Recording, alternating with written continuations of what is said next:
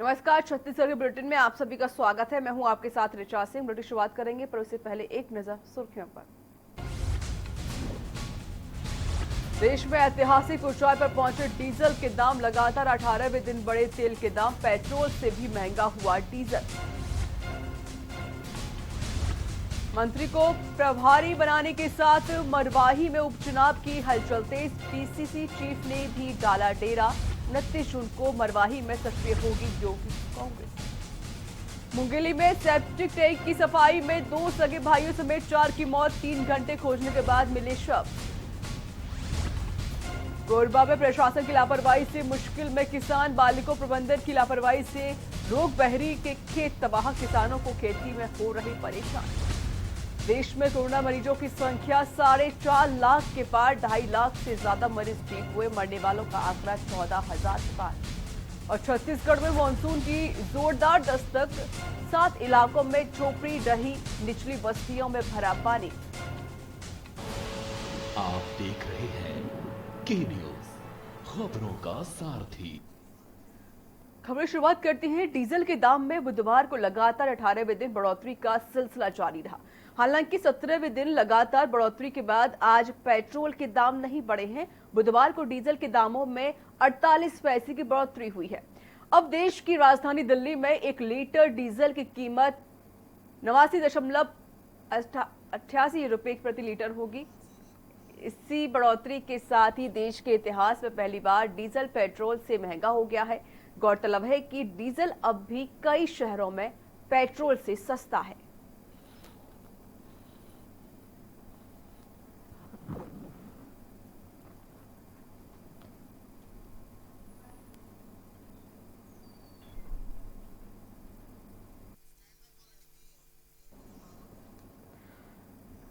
देश में कोविड मरीजों का आंकड़ा दिन ब दिन बढ़ता ही जा रहा है। देश में कुल कोरोना केस 4.5 लाख के पार पहुंच गए हैं।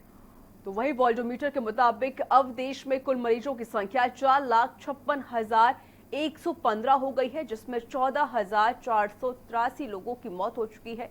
कोरोना से अब तक 2.5 लाख से अधिक लोग ठीक हो चुके हैं। देश में हर रोज कोरोना के करीब 15,000 नए मामले सामने आ रहे हैं। 19 जून को कुल कोरोना मरीजों की संख्या 3,95,000 थी, जो 4 दिन बाद यानी 23 जून को बढ़कर 4,56,000 को पार कर गई है। वहीं 19 जून तक करीब 13,000 लोगों की मौत हो चुकी थी, जो 23 जून को 14,443 हो गई है। यानी 4 दिन में करीब 1,500 लोगों ने जान गंवाई है। कोरोना केस के लिहाज से दुनिया में भारत चौथे स्थान पर है।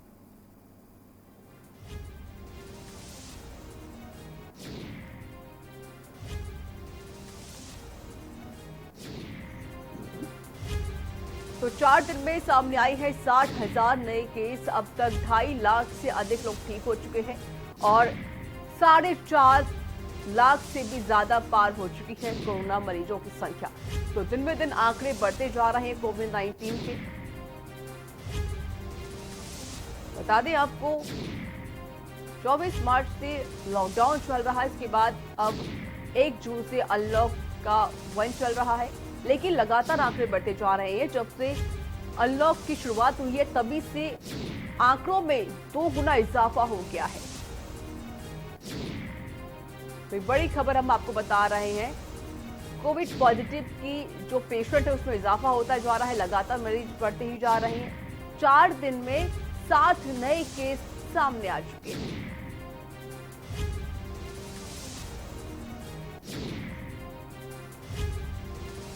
और इस पर अधिक जानकारी के लिए स्टेट हेड सर्वेश सिंह हमारे साथ जुड़ चुके हैं फोन लाइन पर। सर्वेश, लगातार आंकड़े बढ़ते जा रहे हैं कोविड-19 के, और यहाँ बात करें तो 4 दिन के अंदर 60,000 नए केस सामने आए हैं।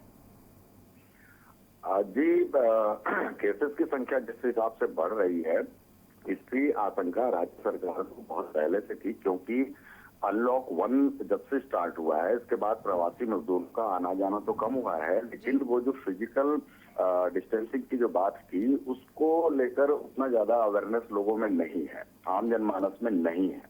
आज भी लोग वही पुराने ही ढर्रे से अपनी जिंदगी जीने का प्रयास कर रहे हैं। इस वजह से देखने में आ रहा है कि ये लगातार बढ़ रहा है। अभी आप देखेंगे कि यहाँ पर लगातार कई थानों को, अभी प्रदेश के विभिन्न जिलों से लगातार ये खबरें आ रही कि आज फलाने थाने को सील कर दिया गया, वहां को, इस थाने को क्वारंटीन कर दिया गया।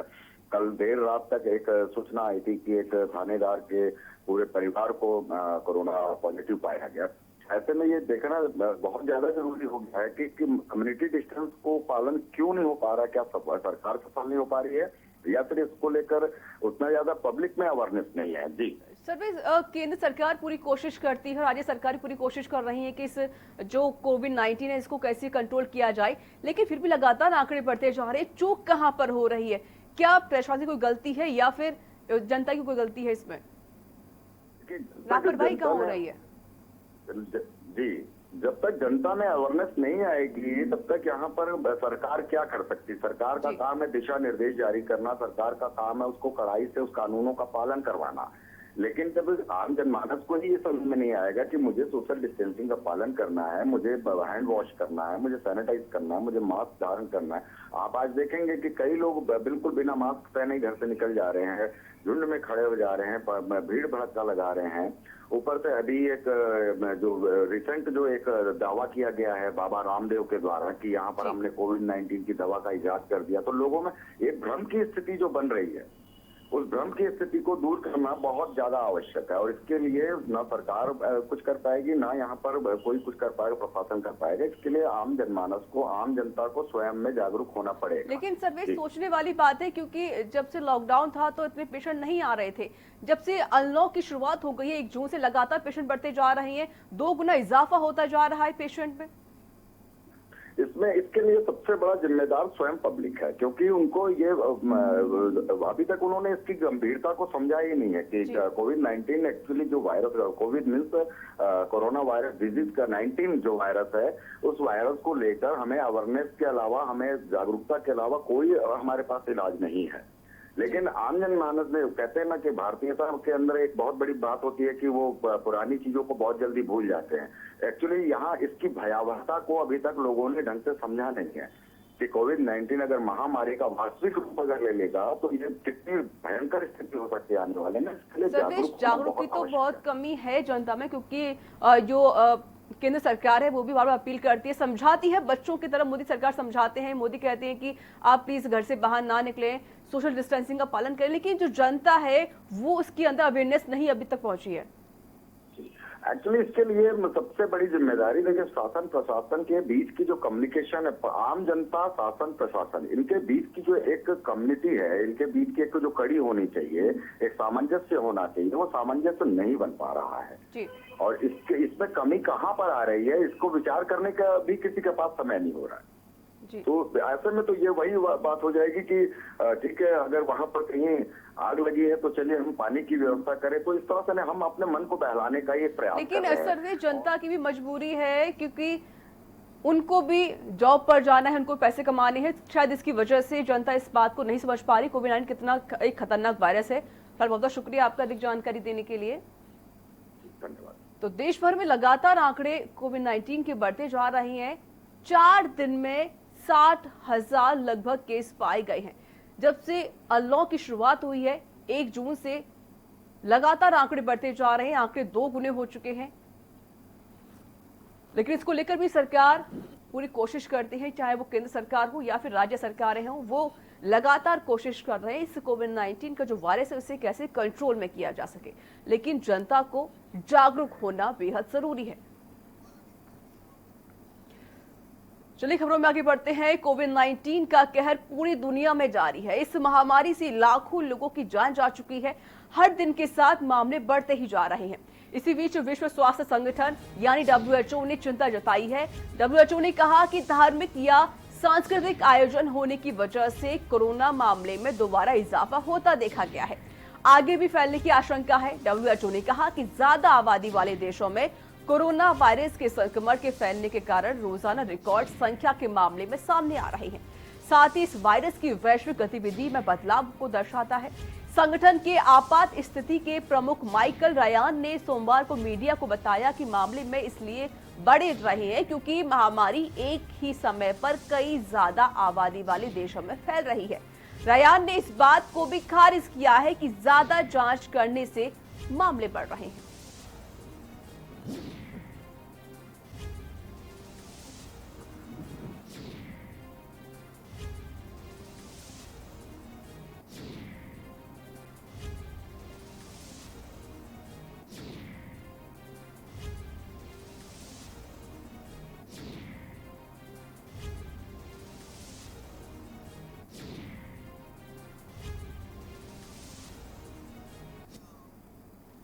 लद्दाख की गलवान घाटी पर पिछले हफ्ते भारत और चीन के सैनिकों के बीच हुई हिंसक झड़प के बाद हालात तनावपूर्ण हैं।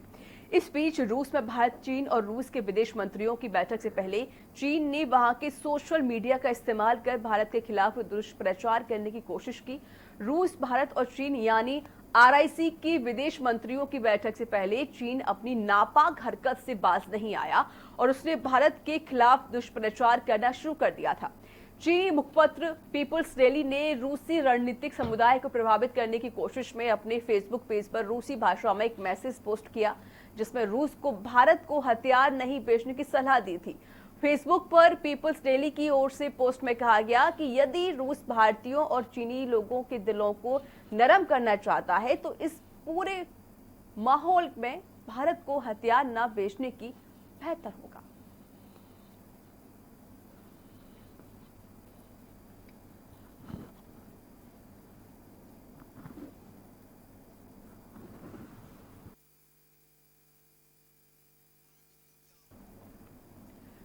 कांग्रेस संगठन के साथ ही राज्य सरकार ने मरवाही उपचुनाव की तैयारी शुरू कर दी है। राजस्व मंत्री जयसिंह अग्रवाल को गौरेला, पेंड्रा, मरवाही जिले का प्रभारी बनाया गया है। अग्रवाल के पास दंतेवाड़ा, सुकमा और बीजापुर जिले की जिम्मेदारी थी। वहीं PCC अध्यक्ष मोहन मरकाम की भी मंगलवार को कार्यकर्ताओं को रिचार्ज करने के लिए मरवाही पहुंचे थे। स्थानीय नेताओं व कार्यकर्ताओं की बैठक में लेकर मरकाम ने बूथ मैनेजमेंट की शुरुआत कर दी। जल्द ही उपचुनाव के लिए कांग्रेस संगठन के किसी नेता को प्रभारी बना सकती है।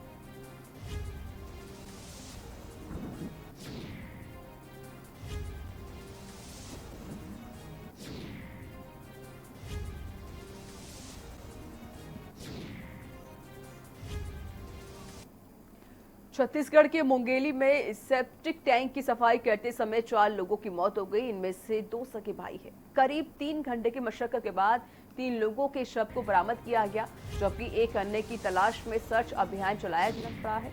सरगांव क्षेत्र के ग्राम पंचायत मर्राकोना में स्थानीय निवासी अखिलेश्वर कौशिक सहित दोनों भाई गौरी शंकर कौशिक और राम लिखावन कौशिक और नगर पंचायत सरगांव निवासी सुभाष डागोट सेप्टिक टैंक की सफाई करने के लिए उतरे थे।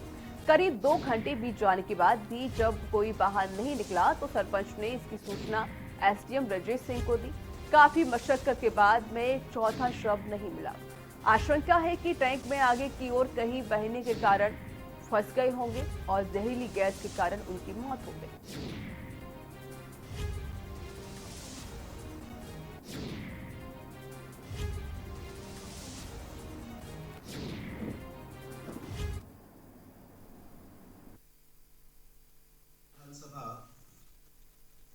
मुंगेली जिला पथरिया ब्लॉक के ग्राम मर्राकोना में आज एक दुखद घटना घटी है कि मर्राकोना निवासी लखनलाल वर्मा घर में शौचालय के टंकी को साफ करने के लिए गाड़ी में गए थे और गाड़ी वाले आकर के उसको साफ करने का प्रयास किया। छत्तीसगढ़ माध्यमिक शिक्षा मंडल के 10वीं और 12वीं के नतीजे घोषित कर दिए गए हैं। इस बार भी कोरिया के एक छात्र ने टॉप 10 में अपनी जगह बनाते हुए कोरिया का नाम रोशन किया है। वार्ड संख्या 10 खोंगापानी रोड से बहने वाली सुष्मिता पाल ने 10वीं के घोषित परिणाम में प्रदेश में 10वां स्थान हासिल किया है। टॉप 10 में जगह बनाने के बाद सुष्मिता पाल के घर में जश्न का माहौल है और बधाई देने वाले लोगों का तांता लगा हुआ है। टॉपर सुष्मिता पाल ने बताया कि वो श्री यमुना प्रसाद शास्त्री स्कूल में पढ़ाई कर रही थी और वही रोजाना 1-2 घंटे तक पढ़ाई करती थी और उसे टॉप 10 में आने की पूरी उम्मीद थी। उसका श्रेय छात्रा ने माता पिता और गुरुओं को दिया है। वही टॉपर सुष्मिता पाल का सपना डॉक्टर बनना है, जिसकी वो तैयारी कर रही है।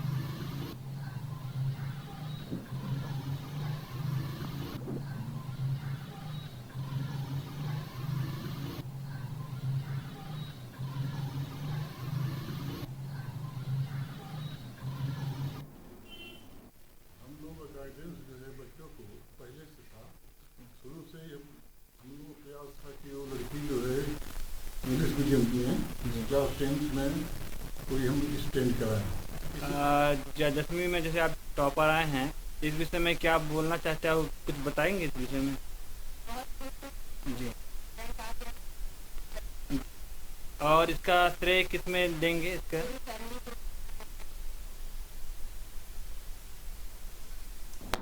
माध्यमिक शिक्षा मंडल ने 10वीं के परिणाम घोषित कर दिए हैं। जहां जांजगीर चांपा जिले में छात्र छात्राओं ने बेहतर प्रदर्शन किया, वहीं नवा छात्र छात्राओं ने टॉप 10 की सूची में अपना नाम दर्ज कराया है, जिसमें जिला मुख्यालय से 35 किलोमीटर दूर ग्राम बर्रा के 2 विद्यार्थियों ने चौथे और 7वें नंबर पर अपना स्थान बनाया है। इनके इस प्रदर्शन से स्कूल परिवार के साथ साथ बिर्रा वासियों में खुशी की लहर है और लोग बधाई देने पहुंच रहे हैं।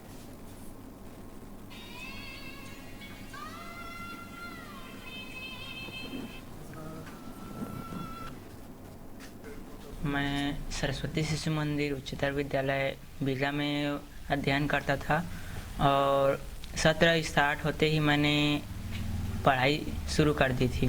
पहले मैं थोड़ा सा कम पढ़ता था, जैसे जैसे एग्ज़ाम नज़दीक आते गए मैं अपने पढ़ाई में समय ज़्यादा देने लगा और आचार्यों का मार्गदर्शन लेते गया और उनके कहने को मानता गया। इस प्रकार से मैं पढ़ाई चलता था। घर में बहुत अच्छा माहौल था, पढ़ाई के लिए अच्छा था और पढ़ाई के लिए मैं लगभग 5 से 6 घंटा समय देता था। जी, मैं पहले से ही तैयारी प्रारंभ कर दी थी। गर्मी की छुट्टियों में सभी सब्जेक्ट में थोड़ा थोड़ा ध्यान देती थी। जैसे जैसे एग्ज़ाम आगे आते गए उसमें और थोड़ा सा अपना प्रयास करती गई, कोशिश करती गई। जिसमें प्रॉब्लम था तो अपने विद्यालय के गुरुजनों से सहायता मांगती थी, वो लोग हमारी सहायता करते थे और फिर धीरे धीरे मेरा पढ़ाई और भी ज़्यादा बढ़ते गया। एग्ज़ाम्स में 4 से 6 घंटे से बढ़ा करके और भी ज़्यादा पढ़ाई करने लगी। अभी इस साल हमारे बच्चे 10वीं में कुल मिलाकर के 30,742 बच्चों ने पंजीकृत किए थे, जिसमें से परीक्षा में सम्मिलित होने के लिए 30,125 छात्रों ने अपनी उपस्थिति दर्ज कराया है, जिसमें डिक्लेयर्ड रिजल्ट में 30,124 बच्चों का रिजल्ट डिक्लेयर किया गया। एक बच्चों का किसी न किसी कारणवश रोका गया है। तो टॉप 10 में जो स्थान बनाने वाले बच्चों में एक बच्चा है जो टॉप 10 में 4था स्थान बनाया है और जिले में 5वां स्थान बनाया है। और यहाँ पर एक छोटे से ब्रेक का हौसला है। ब्रेक के बाद जल्द हाजिर होंगे।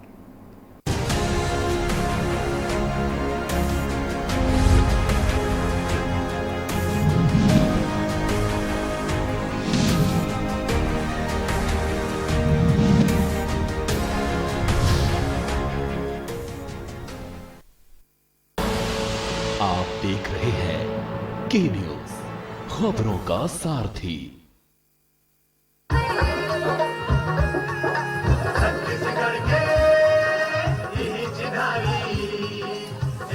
परंपरा से मिला नवाचार, ग्रामीण व्यवस्था ने पहना सरकारी जामा। नरवा गरवा घुरवा बाड़ी होगा पुनर्जीवित। सुराजी गांव योजना लेकर आई सरकार। फसल बचाने को मुख्यमंत्री भूपेश बघेल की पहल। रोका छेका। सबसे पहले जरूरी है हमारे फसल के बचाए के, एकर बर रोका छेका जरूरी है। सरकार के ओर से प्रति गौठान 10,000 रुपया हर महीना दे के फैसला किए गए। हमारे जैविक खातों में बनी आजीविका के अनेक प्रकार के व्यवस्था वो किया जाए। इनमें आप सब लोग बढ़ चढ़कर हिस्सा लेगा आवश्यकता है। सुराजी गांव योजना में बने गोठानों को अधिक उत्पादक बनाने, खुले घूम रहे पशुओं को बचाने के लिए आया रोका छेका। रोका छेका से बचेगी फसल, बढ़ेगी आय, पशुधन की भी होगी अच्छी देखभाल। हम आप सब अब नहीं तो कब, 9 बज जाए तब। बहुत हुई राजनीति की माया, हम बताएंगे कि आपके हिस्से में क्या आया। फिक्र आपकी, सोमवार से शुक्रवार रात 9 बजे टीवी 9 भारतवर्ष। अब तो सब देख रहे हैं। आप देख रहे हैं के न्यूज, खबरों का सारथी।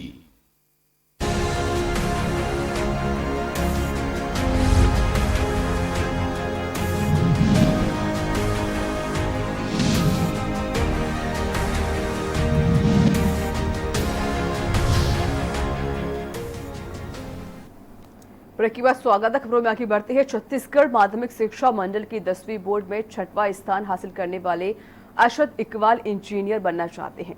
बता दें, जब परीक्षा के परिणाम घोषित हुए तो अरशद इकबाल ने अपनी जगह टॉप 6 में बनाई है। अरशद ने बताया कि उन्हें उम्मीद थी कि उनका अच्छे नंबर मिलेंगे। अरशद ने जहरी के सरस्वती शिशु मंदिर स्कूल में अपनी पढ़ाई की है और सफलता का श्रेय उन्होंने अपने गुरुजन सहित माता पिता को दिया है। आजा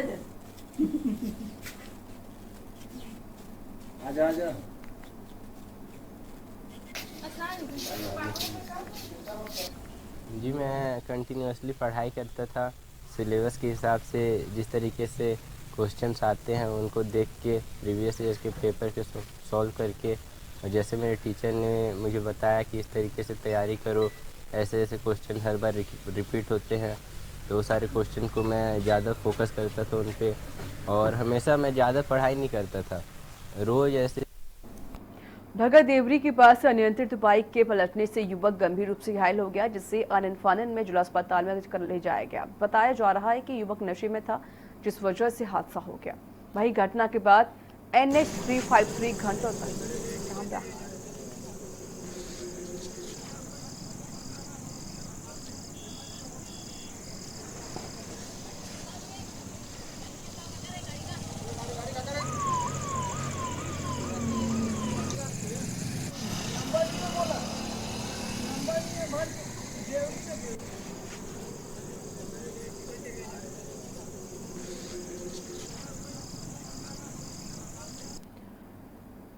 रायगढ़ जिले के मोतीमहर स्थित जगन्नाथ महाप्रभु के मंदिर में 105 वर्षों से रथ यात्रा का आयोजन किया जाता है।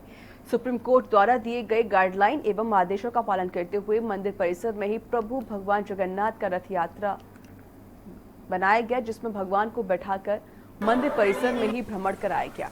मंदिर में दर्शन करने के लिए श्रद्धालुओं की भीड़ लगी, जहाँ श्री जगन्नाथ महाप्रभु की पूरी विधि विधान से पूजा अर्चना की गई।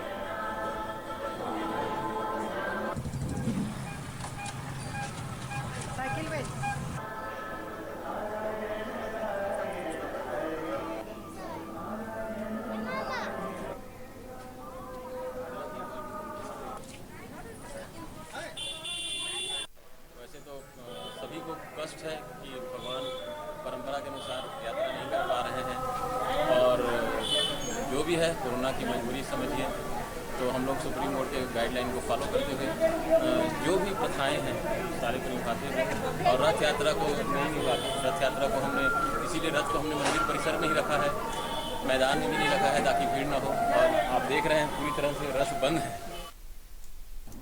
ग्राम पंचायत रोगबहरी के रहने वाले किसानों को खेती बाड़ी करने में समस्या हो रही है। खेतों में राखड़ को बहाया जा रहा है, जिससे खेती करने में समस्या हो रही है, जहां बालिको प्रबंधन के द्वारा घोर लापरवाही बरती जा रही है, जिससे किसानों की कृषि भूमि पूरी तरह से बर्बाद हो रही है। वहीं ग्रामीणों को शहर से जोड़ने के लिए बनाई गई सड़क पर भी राखड़ की मोटी परत बिछी हुई है, जिससे कभी भी बड़ा हादसा हो सकता है।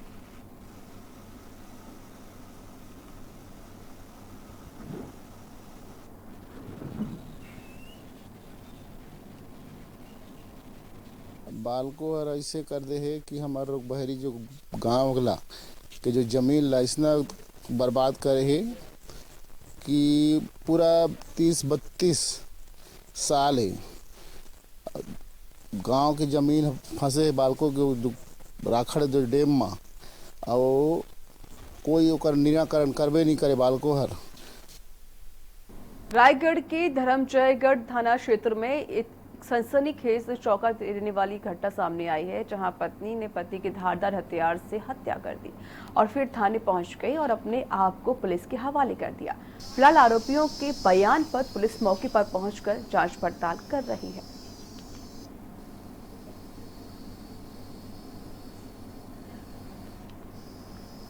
रायगढ़ जिले के थाना धर्मजयगढ़ में सिसरिंगा गांव में एक महिला द्वारा अपने पति की हत्या कर दी, जिसमें मृतक का नाम संजय एक्का है और जो आरोपिया है उनका नाम अरुणा एक्का है। इनके द्वारा लगातार पहले भी चीज़ों को लेकर विवाद होता था, और दिनांक 22/6 की रात को दोनों के बीच फिर लड़ाई झगड़ा हुआ था, जिसमें से आरोपिया ने अपने पति को टंगे से मारकर हत्या करना स्वीकार किया है, जिसमें धनंजयगढ़ थाने में 302 IPC के तहत अपराध पंजीबद्ध किया गया है। महिला की गिरफ्तारी हो चुकी है और इसको रिमांड पे जेल भेजा गया है। और मध्य प्रदेश के मुरैना जिले में पुलिस ने शराब तस्करों के खिलाफ शिकंजा कसते हुए ऑटो में बिक्री के लिए जा रहे 10 पेटी अवैध शराब को पकड़ लिया और साथ ही मौके से वाहन चालक को भी गिरफ्तार किया गया। पकड़ी गई शराब की कीमत लगभग 50,000 रुपए बताई जा रही है।